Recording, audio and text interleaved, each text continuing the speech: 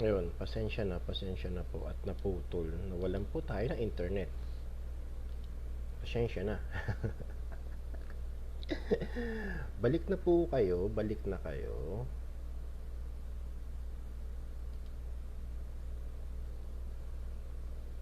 Diba? Balik na po kayo. Nasa na kayo? Pasensya na po, naputol kanina. Pasensya na, Alex Ampok, shout out. Bigla tayo namatay kanina, shout out. Pasensya na po. Diba? Shout out po, shout out. Pasensya na. At tayo ay namatay kanina, nawalan po tayo ng net. Pasensya naman. Ayun.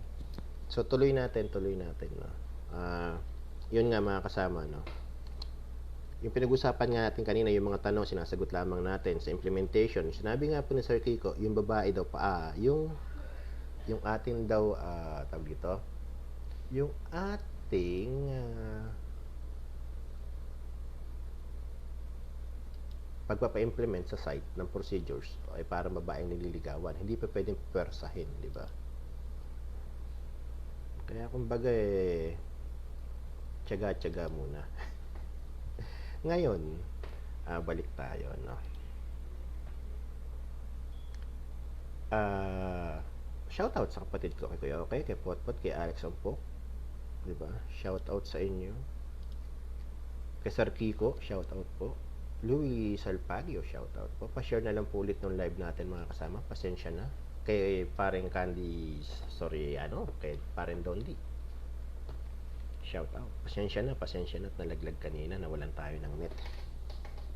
Hindi kasi siya sanay, mahina kasi yung mahina yung signal kasi yung buhok ko dinilaan ng baka. Kaya hindi siya sanay. Pagka nakaganon yung buhok ko, nakakalat, mas malakas yung sagat ng signal natin. So yun nga po yung sinasabi natin, no? Kahit si Avengers ang ilagay ninyo sa site, hindi siya magagawa kung walang support ang management. Para mapasunod natin ang management, para maniwala sa atin, sabihin mo lahat ng dapat nilang malaman. Ano ba yung batas?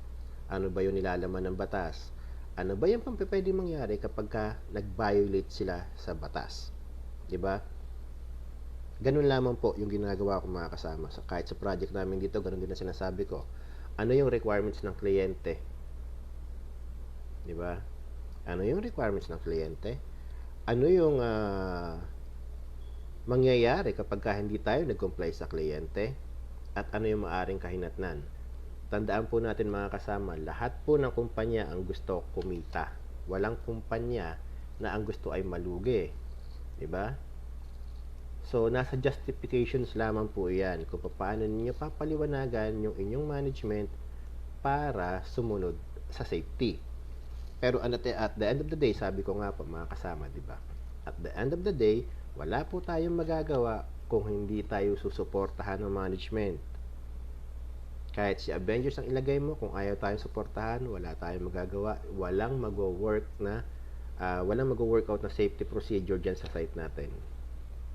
Ang tangi lang natin magagawa siguro is alisan yung kumpanya mga pasaway na ganyan. Di ba? So, yun po yung pangatlong tanong natin. So, pang-apat na tanong po natin,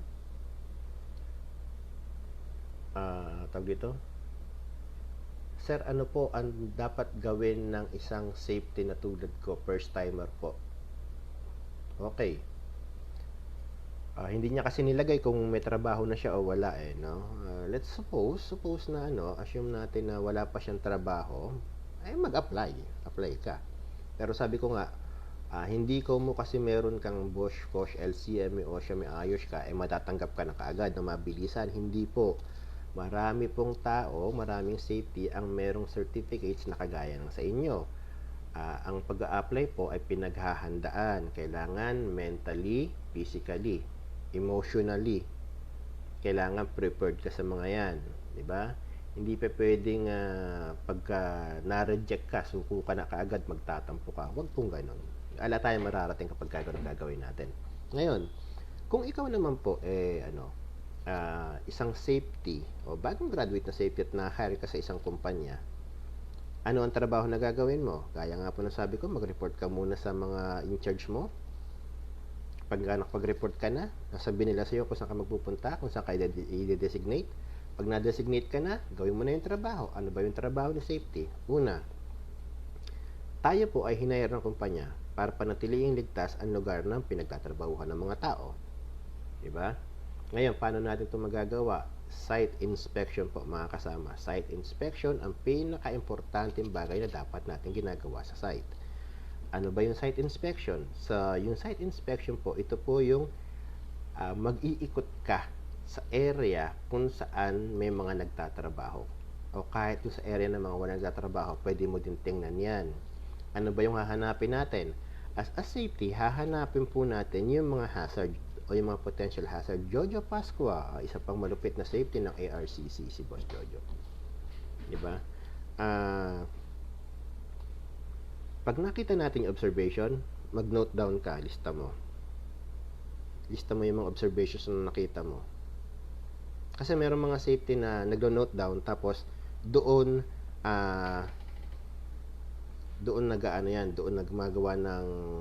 nagsusulat ng observations niya sa opisina at na-transfer niya doon sa papel para diba? So note down mo muna, tapos pagdating mo sa opisina ninyo, isulat mo, tapos lagyan mo siya ng corrective actions, syempre, diba, yung recommendations. So ngayon, yung recommendations na yan, yung observations mo, ipapakita mo dun sa in-charge. Kung may foreman dun, kung may engineer dun, ipapakita mo dun. Tapos sabihin mo sa kanya, ito yung hazard na nakita ko, like kunyari sa excavation, mga kasama, no? Meron tayong excavation na sabihin natin 1.2 meters na lang, 1.1 meter. Sabihin natin 1.4. Sabihin natin 1.4 meters. Confined space na siya. Nakita mo yung excavation. Meron siyang, sabihin natin yung excavation na to ay isang open excavation, bulk excavation. Tiningnan mo ba kung merong access, kung may safe access and egress ba siya? Kung wala, lista mo. Meron ba siya, ano ba yung klima, mainit o malamig? Pagka mainit, ano yung pwedeng mangyari? Ano yung posibleng mangyari sa mga gumagawa? Heat stroke, heat stress, di ba? O sa ano dapat ang gawin natin? Pwede tayo magpalagay ng kubol o stress shelter sa may gilid. Meron ba? Pag wala, lista mo. Ngayon, may stress shelter ka, ano pa kulang? Kasi mainit. Ano ang wala? Walang tubig? O, lista mo, walang tubig. Ngayon, yung tubig na yan, potable water ba yan? Drinkable water ba siya? Pagkaya, oo, ayos, di ba? Hindi ka naman pwede maglagay ng tubig na hindi pwedeng inumin eh. So, potable water siya. Ang tanong, yung kondisyon ng tubig, malamig o mainit? Kasi kapag ka mainit ang panahon, mainit pa yung tubig na ininom ng tao, baliwala lang yan. Ma-hydrate siya pero hindi ganun ka-effective. Diba? So ngayon, kailangan natin dyan is cold drinking water. Malamig na tubig ang kailangan natin. Diba? So, malamig ba yung tubig? Pag hindi, o lista mo observations. Diba? Tapos, yun nga, yung cup, yung drinking cup ninyo, ano ba yung ginagamit ninyong drinking cup? Isang baso lang ba siya na stainless o may paper cup kayo? 'Di ba? Pag isang baso lang, observation, lista mo. Lagay mo ang corrective actions. Housekeeping. Ano housekeeping ninyo? Good housekeeping, poor housekeeping. Basta lahat ng observations ililista mo. 'Di ba? Ililista mo lahat ng nakita mo observation. Tapos papakita mo kay foreman o kay in charge. Tapos papipirmahin mo siya, acknowledgement na alam niya yung observations na nakita mo. 'Di ba? Tapos sihingan mo siya ng compliance. Kailan yung compliance niyan? Uy, Boss Jebs Rabaya, shout out po sa iyo at saka kay Langga, shout out sa kanya. Salamat sa pansit at sa puto at saka sa sisig. Kailan ba ulit 'yan? Libre kain, libre chicha. Shout out sa mga kasama ni Langga, pinakamamahal ni Boss Jebs. Maraming salamat po sa mga pagkain, di ba? busog. Yun, pagka nakita mo na, kapag ka naibigay mo na, shoutout po, Cargo Bequias. Pag nakita mo na yung mga observations, naibigay mo na kay foreman, kay supervisor, o kay engineer, kung sino man yan, papirmahin mo po siya doon sa observation report natin. Bakit natin kailangan papirmahin ang kung sino man na yan? Para po acknowledgement na alam nila yung observations na binigay ninyo. Para saan po ba ito? Para po hindi sila makapagde-deny na meron silang lapses. 'Di ba? Oh, sir, sarap makinig at ma-refresh po, sir. Salamat, sir. Salamat kung nakakatulong ako para ma-refresh kayo. Paki-share na lang po yung live natin, mga kasama. Paki-share na lang po ako pa pwede. So, yun po yung gagawin natin, Tapos po, pagka nabigay na natin sa kanila, alis na tayo doon. Hanap tayo ng ibang observation sa ibang lugar na hawak natin. Ngayon, pwede natin balikan yan. Kunyari, after 1 hour, 2 hours, balikan natin yan kung na-correct na ba yung observations natin. Lalo at kung nag-commit naman siya at madali lang naman anuhin yan, madali lang naman na i-correct yan, pupuntahan natin para ma-sure na-rectify yung ating observations na itama na. Paki-share na lang po yung ating live, Paki-share na lang po. Salamat po sa nag-live. Sa nag-share, isa. Kanina 14 yung shares natin, ngayon isa. O, 2, 3. Ayan. Salamat po sa mga nag-shares. Kay paring Dondi, tsaka kay Arvin Nieves. Maraming salamat po. Tsaka sa isa pa na hindi ko makita. So, yun nga po yung sinasabi natin. Kapag ka po ganyan ang mangyayari, bibigyan natin sila ng observations, papipirmahin natin sila para malaman natin kung na-correct na yung observations. Ngayon, pag na-correct na yung observations, tandaan po natin, yung pagpapapirma ng observations, hindi po madali. Bakit? Kasi po, karamihan ng engineer, karamihan ng foreman, karamihan ng supervisor, takot po pumirma sa mga observations. Akala nila kasi, pag pumirma sila, pagagalitan sila ng management. Hindi po. Ipaliwanag po. Christina, Tina, shout out. Ipaliwanag po natin sa mga foreman, supervisor, engineer na yan, o sa kanila, na ito pong pagpirma nila, pag-acknowledge nila sa mga observations ay makakatulong sa kanila para sa kanilang background, di ba? Bakit po? Kasi po, kapag po tayo ay pag po sila ay pumipirma, ibig sabihin na acknowledge nila, nakita nila observations at nagawan nila ng solusyon ng mas mabilis, mas maaga. Ibig sabihin, concerns po sila sa kapakanan ng mga tao na gumagawa na kasama nila, di ba? So yun ang papaliwanag natin. At kung minsan po kasi sa may ibang company na naniniwala nga sa safety, ang ginagawa nila, tinitingnan nila kung sino yung mga in charge na maaasahan, di ba? Tapos yun ang mabilis mga ma-promote. Ngayon po, kapag ka po tayo mga kasama ay nakagawa ng observation, ito pong observations natin, hindi po natin sasarilinin, napirmahan na to, na-close na to. Hindi po natin sasarilinin. Ito po ay ipapasa naman natin sa management. Kung wala nga po kayong mga in-charge, wala kayong manager, wala kayong super, ikaw pa lang ang nag-iisang safety, i-compile mo yan, di ba? Tapos, isesend mo sa management yan. Observation for the day. Di ba? Ipapakita mo, isasend mo sa management through email, sir. Dear sir, sabi natin, dear sir Renante, for your information, diba? As I observe, as per this morning, blah blah blah blah blah blah, at yung observation na nakita natin na correct naman nila kaagad. So, for your information lang, di ba? At least pinaalam mo sa management yung nangyayari sa site. Magiging updated siya. Pangalawa, malalaman din ng management na nagtatrabaho ka at nagtatrabaho yung mga tao niya. So, di ba, pogi points, di ba?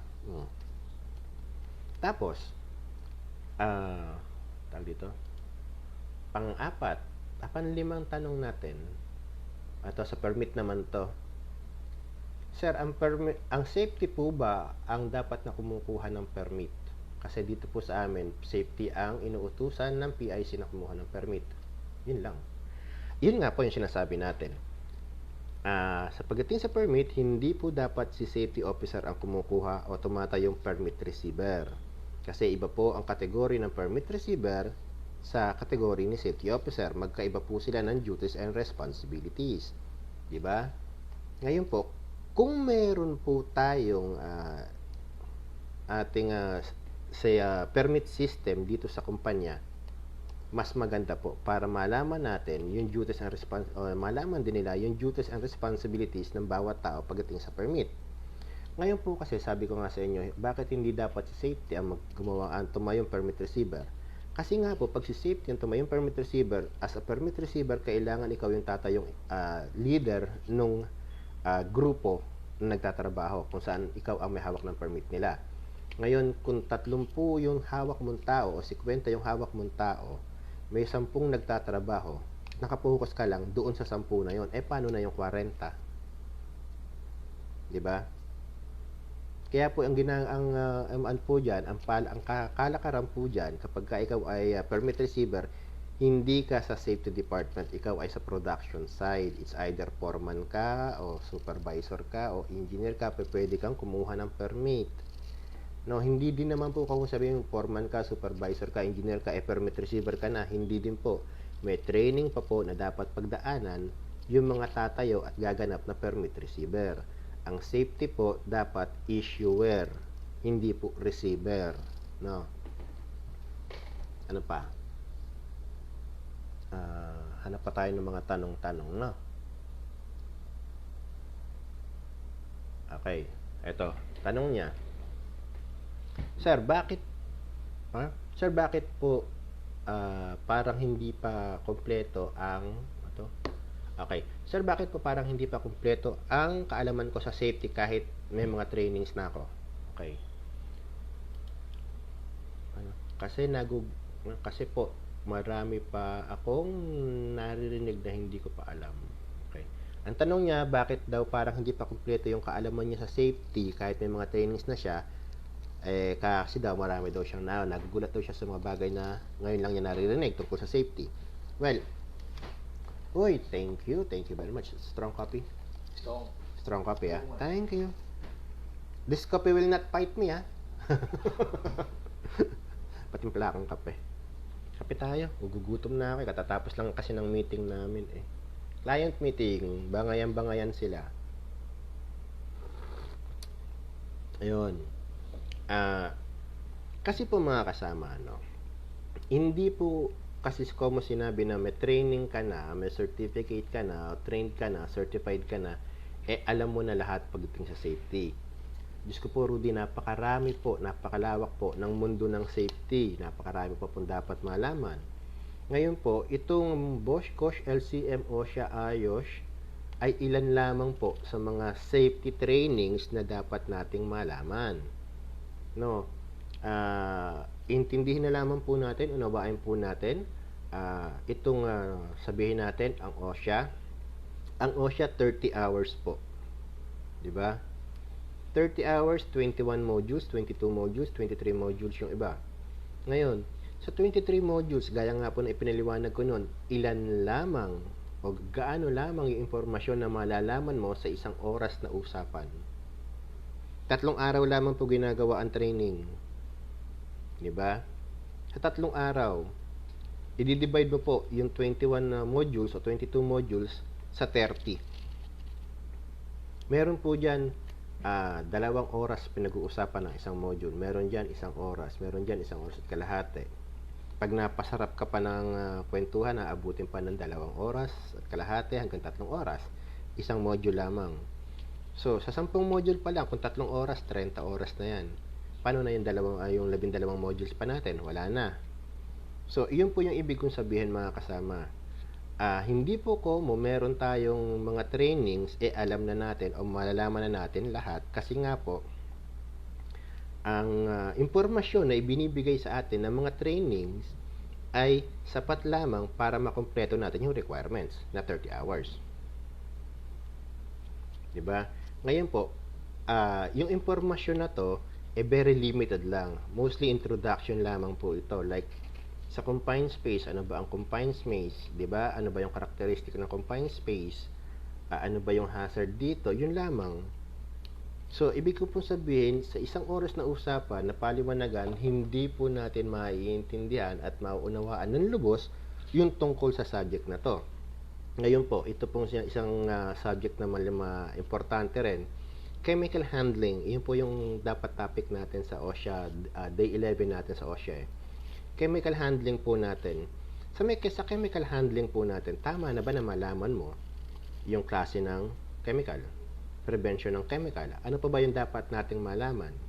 Introductory lamang po yung mga trainings na yan, mga kasama. Yung per module na yan, introduction lamang yan. Ngayon, sa chemical safety, introduction lamang yan. Pagka nag-chemical safety ka, kailangan alam mo ang Peter Tinio, shoutout po. May mga kailangan alam mo yung tinatawag nating first responder, second responder, third responder, fourth responder, fifth responder. Sino-sino ba yung mga responder na yan? Ano ba yung duties and responsibilities nila? 'Di ba? Ano ba yung klase ng mga emergency pagdating sa chemical? Ano ba yung chemical matrix? Ano ba yung chemical chart? 'Di ba? Kasi pag nag-take po tayo ng training para sa chemical handling, sasabihin lang sa atin, saan ba pumapasok ang chemical? Paano ba tayo na-infect nito? 'Di ba? Inhalation, absorption, 'di ba? Ejection, 'di ba? Yun lamang po yung malalaman natin diyan eh, basic. Ngayon, sapat na ba yung basic na kaalaman para malaman natin yung isang bagay? Hindi.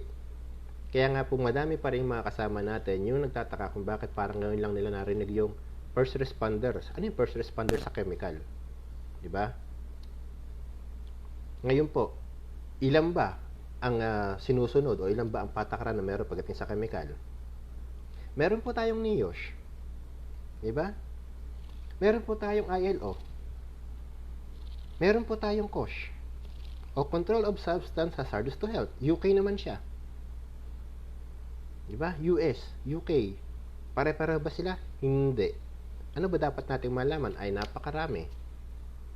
Kaya nga po yun ang sinasabi natin, hindi sapat ang isang oras na pag-aaral o pag-uusap para maunawaan natin lahat. 'Di ba? Hindi rin po papasok sa isip natin ang 12 modules ng 3 araw lamang. Kasi yung utak po natin mga kasama, merong time limit yan. Kung hanggang kailan lang siya nagiging active. 'Di ba? May time frame yan. Hindi natin pwedeng bugsuin yan at baka mag-lock yan. Ito lalaabutin natin. 'Di ba? So, sa madalit salita, marami pa po tayo mga kasama na dapat malaman with regards sa safety. Ako po, sa tagal ko sa safety, hindi pa rin ako pamilyar sa aviation. Aviation safety. Hindi ako pamilyar dyan. Romel Fernando, shoutout po. Pinsan, shoutout. Diba? Marami pa po tayo dapat malaman pagdating sa safety mga kasama. Ngayon, yung sinasabi natin na Bosch, COSH, LCM, IOSH, OSHA. Ilan lamang po yan. Mga course certificate o mga course training na dapat natin malaman. Pero ang sa akin po mga kasama, no, kapag ka may Bosch, COSH, LCM ka na, may OSHA ka na, may IOSH ka na, mahalaga po na mag-take kayo ng mga technical trainings. Ano po ba ang technical trainings o yung mga tinatawag nating modular trainings? Ang modular trainings po, as per subject po yan. Like po itong sabihin natin, working at heights. Isang araw ninyong pag-uusapan yan tungkol sa working at heights lang. Kung ano yung subject na kukunin ninyo, iyon po yung pag-uusapan ninyo sa buong maghapon.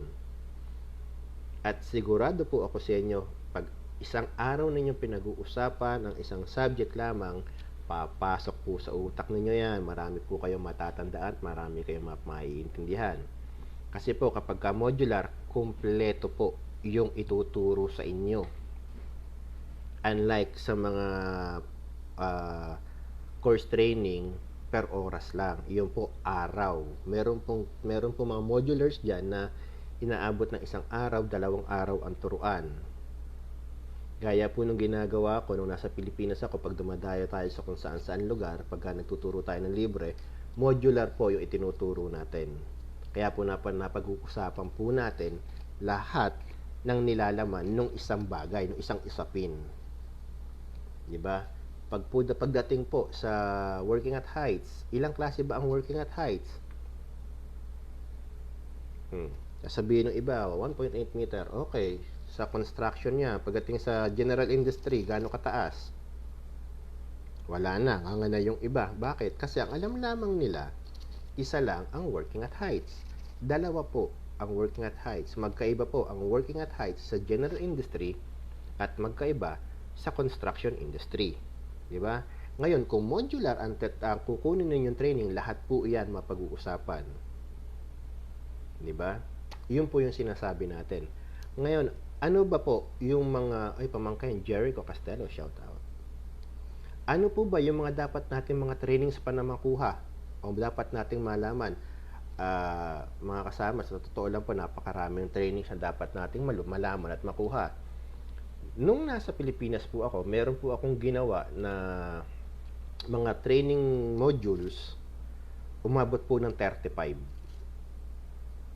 training modules na dapat malaman ng isang safety officer. Kung gusto niya maging isang mahusay na safety, merong 35 trainings. Ano lang yan? Hindi pa po kasama yung mga third party o yung mga specialized training natin dun sa 35 na yan. Sabihin nila, sir, bakit ang dami pong trainings? Kasi po mga kasama sa construction, hindi po isang trabaho lang ang ginagawa natin. Napakarami po natin trabahong ginagawa. At lahat po nung binanggit natin na trainings na yon o yung mga ginawa nating trainings na yon ay kasama po sa ginagawa sa mga site. Ang kagandahan pa po niyan mga kasama, yung po mga training modules na ginawa natin as per international practice standard po. Magandang araw po. Ay, mahina ba? Pasensya na. So, yun nga po mga kasama, no? Ang kagandahan po nung ginawa natin mga training modules, as per international standard po siya. Ibig sabihin, ito po yung pinapractice namin dito sa abroad. Ito po yung ginagawa namin dito sa abroad. Sabihin nila, sir, abroad po yung inyong standard, yung procedure na ginagawa ninyo is as per international. Local tayo. Mga kasama, wala pong pinagkaiba ang hazard dyan sa Pilipinas at ang hazard dito sa abroad. Pag po iyan ay mabuhangin o maalikabok, same lang po ang epekto niyan sa katawan. Kaya yung procedure po, same lang po. Yung proseso ng trabaho, same lang. Yung epekto ng hazard sa ating katawan, same lang din po. Wala pong pinagkaiba yan, hindi po pinag-uusapan niya kung nasaan lugar ka, kung saan lupalop ka ng Pilipinas kasi iisa lamang po ang epekto niyan. Yun po yung ginagawa namin dito. Ngayon po, yung mga training modules po na ginawa natin, 35 po iyan, lahat po iyan as per international standard, as per international procedure po. Meron po tayong ginawa na procedure para sa mga pipelines, oil and gas, para sa mga refineries, para sa general industry, gumawa din po tayo niyan ng mga libro. Gumawa din po tayo ng libro at ng procedure, nag-develop din po tayo ng procedure para sa mga mining industry. Ngayon, sa mining industry, hindi po sinabing ko mo mining industry hukay na kaagad. Meron po tayong tinatawag na tunnel at ground mining, no, yung open mining na tinatawag, no. Ngayon magkakaiba po 'yan. Kaya po 'yun sinasabi natin na hindi ko mo may training ka na sa safety, alam na natin lahat. Hindi po. Marami po iyan. Napakalawak po ng safety. Napakalawak po at napakarami pa nung dapat nating malaman. Ngayon po, paano daw po, may nag-message siya. Basahin lang natin to. Sir, sa 35 po, paano kami makakakuha ng 35 trainings mo? Ay, yun lang po ang masakit. Kasi po wala ako sa Pilipinas ngayon kaya hindi po natin maituturo. Ang problema po kasi sa akin mga kasama, no. Pag po ako yung ginawa kong training ang pag-uusapan, gusto ko ako mismo yung nagtuturo, ako mismo yung nagpapaliwanag. 'Di ba? Kasi mas naiintindihan ko po 'yun eh. Ngayon, Jasmine George, shout out. Ngayon po, pwede naman po tayo, pwede nating malaman ito at pwede natin ito pag-aralan.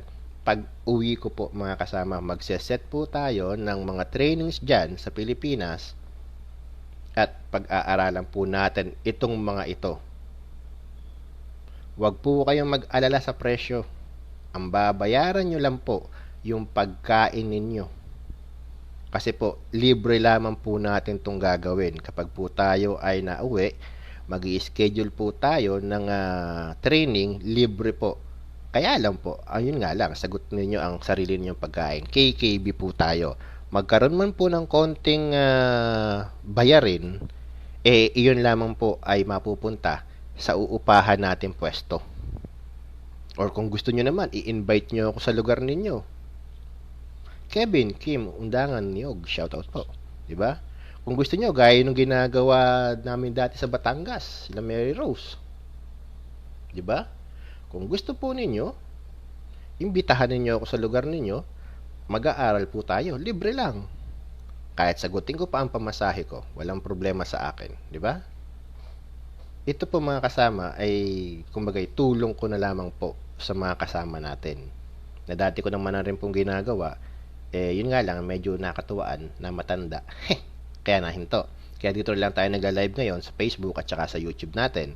Pero kung gusto po talaga ninyo mga kasama at libre naman na ang COVID, invite nyo lang po ako, mag-set kayo ng training, mag-set kayo ng date kapag libre ako, i-confirm nyo sa akin. Pupuntahan ko po kayo. Ayan po, si Paren Dondi. Ako po nagturo dyan kay Paren Dondi. Estudyante ko yan. Di ba pare? Di ba? Yun lamang po yung mga kasama eh. Kapag gusto nating mabago yung sistema natin, dapat tulong-tulong tayo.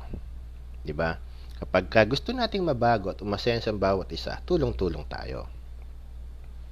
Diba? Itanong niyo po kila Mary Rose Roque, kila kapatid na Mary Rose Roque, yan sa mga taga Batangas, malulupit na mga engineers at mga safety yan. Itanong niyo sa kanila kung ano yung mga ginagawa natin nung nandyan tayo. Yun po kasi ang may tutulong lamang natin sa mga kasama natin, di ba? Ngayon po, saan kayo nagkakandak ng trainings? Sir, nung nasa Pilipinas po ako, palaboy. Ibig sabihin, kung sino po yung mag-invite, yun po yung pinupuntahan ko. Madalas ako noon sa Batangas. Meron tayo dyan dati sa Makati, tapos sa Nabota, sa Marikina, sa Pampanga. Yan. Yan po yung mga lugar na pinupuntahan ko kapag may nag-i-invite sa akin. Ang ginagawa lamang po nila, magsaset sila ng 10 tao hanggang 15 tao. Tapos magsaset sila ng area, kahit bahay lang, basketball court, o kahit na saan lugar pa yan, basta merong kuryente, di ba, na magagamit, may upuan, okay na po tayo doon.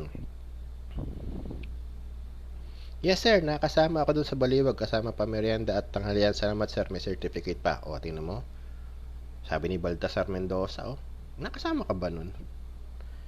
Yun yung sinasabi natin, di ba? Walang masama na tumulong. Kung gusto, may paraan. Kung ayaw, may dahilan. Ngayon, kapag po kasi lahat tayong mga kasama natin o lahat tayong mga safety ay maalam sa tamang proseso ng trabaho, asahan po natin magiging ligtas yung pamayanan. At iyan po yung aking hangarin. Iyan po yung hangarin natin. Ngayon, yun nga po yung sinasabi ko sa inyo. Pagdating sa trainings, 35 trainings, basic pa lang yan. Sa isang project lang yan. Ngayon, ang training naman kasi halos pare-pareho lang yan. Depende lang sa nilalaman, 'di ba? Ngayon, at saka sa pagpapaliwanag, ngayon, yung sa 35 trainings na yan, meron pa tayong mga specialized training na dapat malaman, pero hindi mo naman kailangan kuhanin kaagad 'yun. 'Di ba? Ay, misis ko. Boss Renante, pengi pera. Wala nga eh. Wala nga ako merienda eh. Pengi merienda. So, yun na sinasabi natin. No? Na hindi pa pwede na mag-stick lang tayo kung ano lang yung alam natin sa ngayon. Marami pa po tayong dapat malaman at dapat alamin. No? Ngayon po, yun nga sinasabi natin paulit-ulit, kung meron kayong katanungan, mag-message lamang po kayo. Shoutout po sa aking may bahay. Kepe Castelo. Penging pera. Walang pera. Wala sahod. Bataris lang, bataris. So, yun po sinasabi natin, Kung meron kayong katanungan, message lamang po kayo. Pag ako'y nauwi, gusto niyo magpa-training sa lugar ninyo, mag-set kayo. Confirm niyo sa akin, pupuntahan ko kayo kapag may pamasahe ko. Di ba? Kahit sagutin ko yung pamasahe ko, walang problema, basta meron lang. Di ba? Basta maturuan lang natin, maipalaganap natin yung impormasyon, wala pong problema yan. Ngayon, may nag-i-invite po sa akin sa labas ng Luzon. Unfortunately,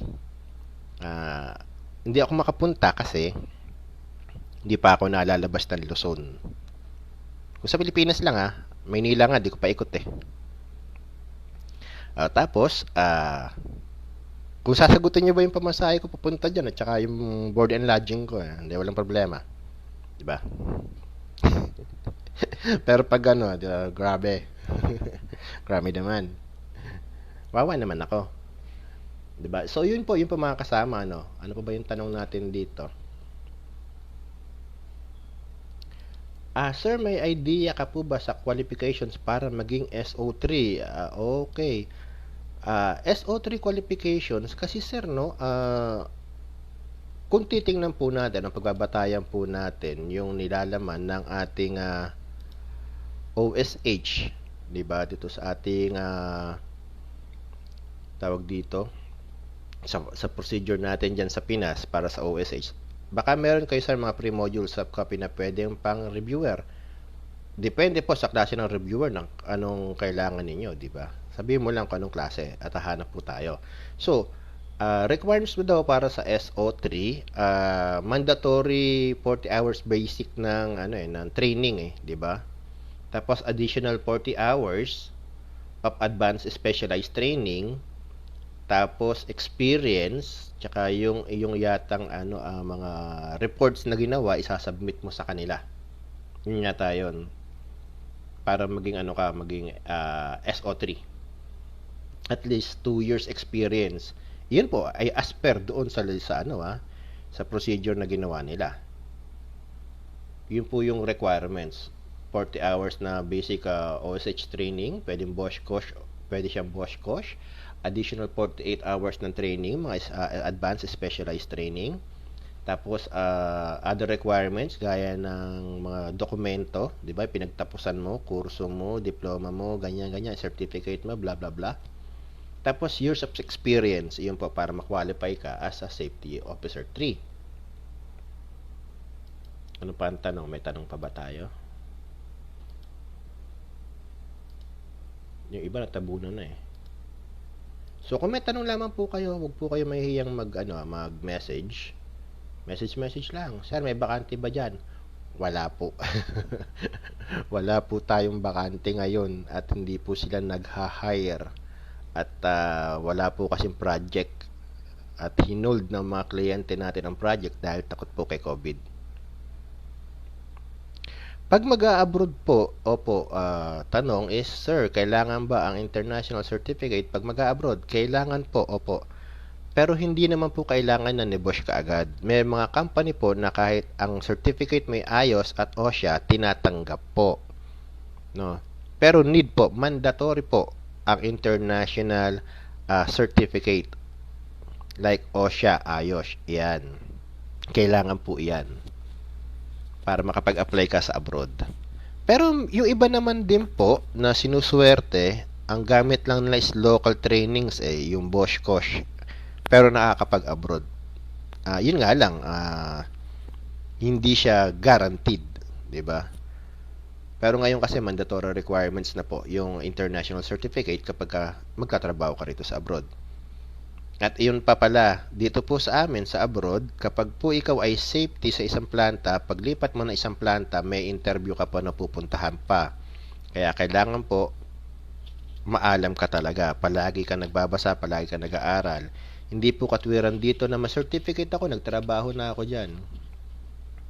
Diba? Tatanggapin ka po ng kumpanya, i-hire ka ng kumpanya. Pero para makapasok ka sa project, kailangan maipasa mo yung interview ng kliyente. Ibang usapan po yung kumpanya na nag-hire sa'yo at yung kumpanya na pagdadahan sa'yo. Ibang usapan po yun. Maraming salamat, sir. Sabi ni Sir Kevin Kim Undangan-Yog. Maraming salamat daw. Salamat din po. So, may mga tanong pa po ba kayo? Huwag po kayo mahihiyang magtanong. Basta related lang sa pinag-uusapan natin.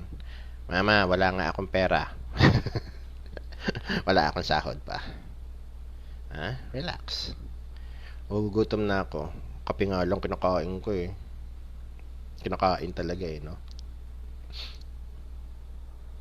Ano pa ba? May tanong pa ba kayo? Wag po kayo mahihiyang magtanong. Magtanong lamang po kayo kung gusto ninyo. At libre naman po iyan. Hanggat libre ako. Kasi mamaya busy na naman.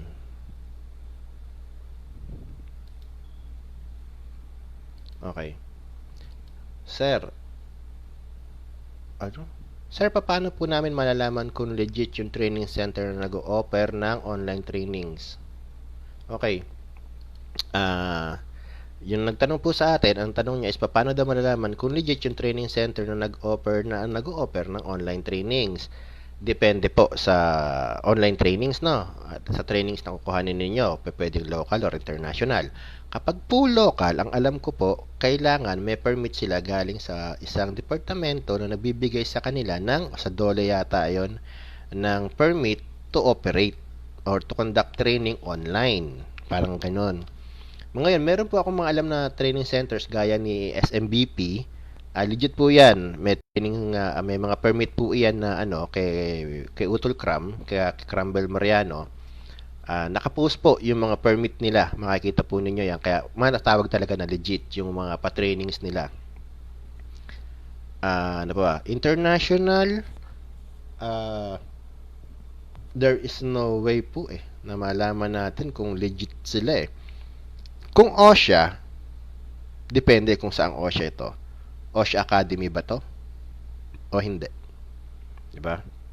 Kung IOSH, madami po nagbibigay ng training, online training sa IOSH tsaka sa NEBOSH. Tanungin nyo naman po yung number nila. Kasi may number naman yan. Tsaka nyo po i-search sa web kung accredited sila ng NEBOSH or ng IOSH para mag-conduct ng training. Ito pong kay Romel Magdaong na training center, yan, legit po yan para sa IOSH tsaka sa OSHA. RJGM, RJGM na training center. Nagtataka kayo bakit ipinopromote ko yung mga training center na yan, may training center din ako. Kasi po yung sa akin, yung training center po natin, ang ibinibigay po natin is mostly on modular. Nagbibigay din naman po tayo ng course training like OSHA or IOSH, pero under their name nung training center. Pero sa atin po talaga, mga modular, kasi mas nakapokus po tayo sa mga modular na trainings. So, ano pa ba? Ano daw yung training center natin? Yung training center po natin, mga kasama, is CCC Safety Training and Review Center, at yung isa naman po ay F. Castello Occupational Safety and Health Training Center. So, dalawa po siya. Isang FCOSH at saka isang CCC. Ano pa ba?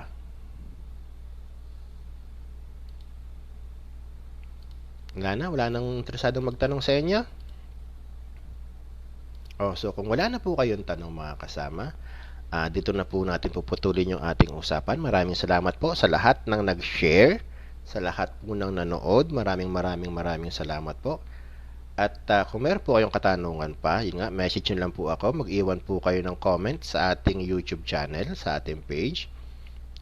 Comment lang po kayo kung ano yung mga gusto ninyong pag-usapan natin, gawin nating topic, 'di ba? Para alam naman natin kung ano yung mga makakatulong sa inyo para ma-enhance lalo yung inyong kaalaman at kakayahan sa pagiging safety, no?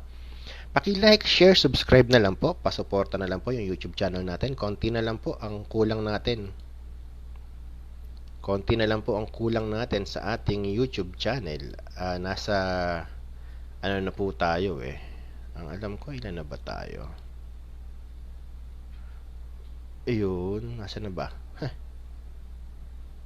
Konti na lamang po ang kulang natin. Kaya po, kung maaari, pasuporta na lamang po. 794 na po tayo. Diba? Konting-konti na lang. Papasok na po tayo sa limit na 1,000 subscriber. Diba? 206 subscribers na lang. Nasa 1,000 na tayo. So, magle-level up na tayo nun. So, yun lamang po, ano, pa-share na lang po yung ating YouTube channel, pasuporta po ng maraming bonggang-bongga. Paring Dondi, pasuporta, yung mga kasama nating safety dyan. At yun nga po, kung may katanungan kayo, message lang, iwan kayo ng comment sa ating YouTube channel. Tapos, subscribe, click the ring button, ring bell, di ba? Para maging update kayo sa mga videos na gagawin pa natin. Pwede niyo pong i-download yung mga videos, wala pong problema sa akin 'yan. Kung makakatulong po sa inyo, i-download po ninyo yung mga videos natin at pag-aralan ninyo. Shoutout Herbert Montejo. Shoutout po. So, yun lamang po mga kasama, no? At maraming salamat po. Enting Lawason, good day. At paalam po mga kasama, no? Hanggang sa susunod na pagkikita po natin. Sinagot lamang po natin yung mga katanungan nila. Salamat po sa inyong lahat. Ingat po. Bye-bye.